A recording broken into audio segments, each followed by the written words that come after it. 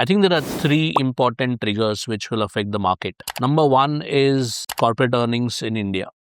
India is kind of insulated from the global slowdown and the global issues because the oil impact is very, very serious for us. But assuming oil goes back to $80-$85 per barrel and settles there, we will not have major macro shocks, which means the focus will shift to India's domestic consumption and domestic demand. And that will translate into corporate earnings. So, any sector which is dependent on Indian demand and consumption, the focus will be on ensuring that their EPS is growing at mid-teen levels or even higher than that.